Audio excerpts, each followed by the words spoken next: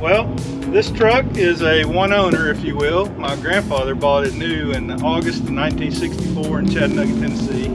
And he drove it for quite a few years, and then my dad kind of inherited it, and then I got it and actually drove it to high school. So, and that was quite a few years ago, but I'm only 37. No, I'm just kidding. Maybe add about 30 to that. So I drove it to high school and enjoyed the truck quite a bit. It's had about 3 or 4 different kind of engines in it. Well, I went off in the military after high school and college, and didn't have time to work on it anymore. Well, when I came back, I had some time and I decided to restore it.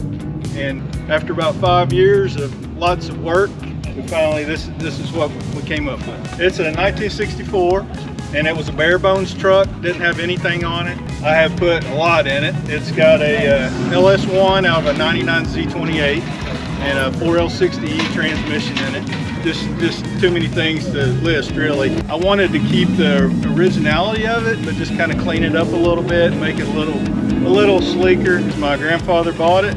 Like I said, he bought it in Chattanooga, Tennessee in August of '64.